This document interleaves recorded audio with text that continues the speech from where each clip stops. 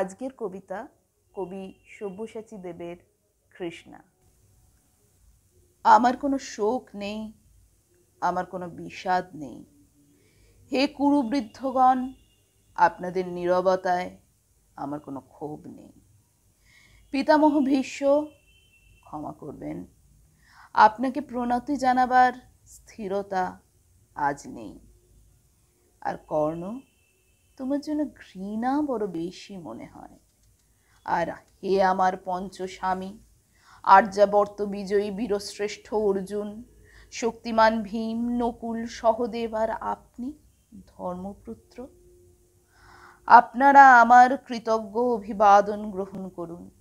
আমি সর্বজ্ঞা নই, যজ্ঞভূমির অগ্নি থেকে আমার জন্ম, ধর্মাধর্মের ক্ষুরধার পথ আমার অজানিত। আর্যপুত্র, আপনার বিচার তাই আমার পক্ষে ধৃষ্টতা।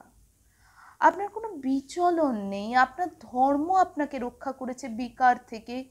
কৃতজ্ঞতা জানান সেই ধর্মকে। ভীমসেন, তোমাকে আমি ভালোবাসা দিইনি কখনো, তাই তা ফিরেও চাইনি। শুধু তোমাকে আমার জিজ্ঞাসা ছিল ফাল্গুনী, ঊর্ধ্বচারী মৎস্যের ছায়ানীল চোখের থেকেও কি দুর্লক্ষ দুর্যোধনের বুক?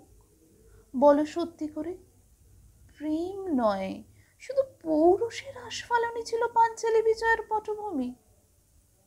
কিন্তু মিথ্যা প্রশ্ন। আমি জানি তোমার কোনো উত্তর নেই, যেমন নেই কোনো ভালোবাসা। তোমার শুধু আশা আছে, কৈশোর থেকে তুমি জেনে এসেছো বীর ভোগ্যা পৃথিবী আর রূপমুগ্ধা নারী। জেনে এসেছো একদিন ধাত্র রাষ্ট্রের হাত থেকে ছিনিয়ে নিতে হবে কৌরবের উত্তরাধিকার। জেনে এসেছো যেখানে যা কিছু সর্বোত্তম সেখানেই পৌঁছাতে হবে তোমাকে। শুধু এই কুমারী লক্ষ্যের দিকেই তোমার দৃষ্টি ধনঞ্জয়। তাই অনায়াসে তুমি সরে যাও এক নারী থেকে অন্য নবনীতে। তোমার পূর্বপুরুষরা যেমন একদা এক তৃণ প্রান্তকে নিঃশেষ করে চলে যেতেন বনান্তরে, এই দূত সভায় দাঁড়িয়ে আমাকে জানতে হলো নারী শুধুমাত্র কয়েক প্রহরের বিলাস সঙ্গিনী। মণিময় হার, শত সহস্র তরুণী দাসী, দান্ত মাতঙ্গ, গান্ধার্ব প্রেরিত অশ্বযূথ, আর আমি পাণ্ডব কুলবধূ। এক পংক্তিতে দাঁড়িয়ে আমরা সবাই অপেক্ষায়।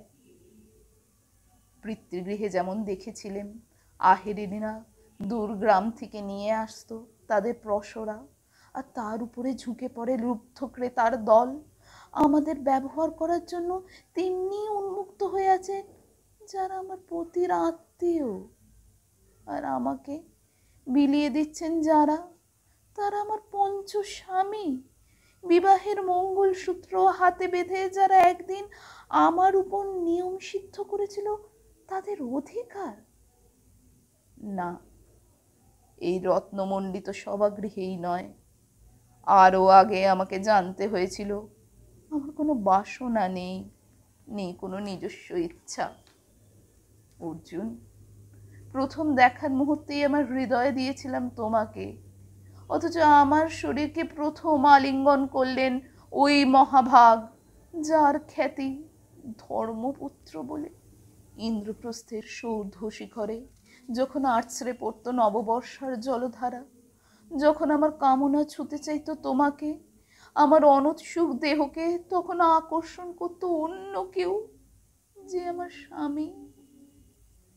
বসন্ত রজনীতে কিংসুকের প্রমত্ত উল্লাসে তোমার ব্যাকুল বাহু টেনে নিত আমাকে নয়, অন্য কোনো যুবতীকে। বারে বারে আমাকে সন্তানবতী করেছে পুরুষ, কিন্তু তারা প্রত্যেকেই আমার আকাঙ্ক্ষিত নয়। আমার কোনো প্রার্থনা নেই। ক্ষীরুবিদ্ধরা বিলাপ করুন, জ্যেষ্ঠ পাণ্ডব প্রহর গুনুন, কোন পুণ্য লগ্নে ধর্মরাজ্য নেবে আসবে মাটিতে।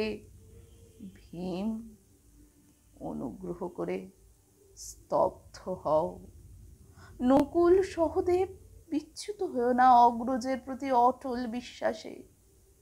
আর অর্জুন, অন্তঃপুরে যাও, যেখানে তোমার জন্য স্নিগ্ধ শরীর সাজিয়ে রেখেছে তোমার কোনো প্রেয়সী। শোক নয়, লজ্জা নয়, এই রাজগৃহে দাঁড়িয়ে আমি জানলাম প্রেম নয়, অধিকার নয়, নারী শুধু প্রয়োজনে। জানলাম এখানে কোনো প্রভেদ নেই, ধর্মপ্রাণ যুধিষ্ঠির, শক্তিমান ভীম, প্রেমিক অর্জুন আর লোলুপ ধৃতরাষ্ট্র নন্দনদের মধ্যে।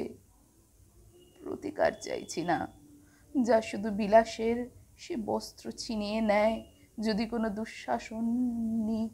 আমি কাঁদছি না, চারপাশে ভাসানের ডিঙায় পশুদের উন্মাদ নাচের ভঙ্গি আমি দেখছি না, চারিপাশে ক্লিবদের অক্ষম বিলাপ আমি শুনছি না।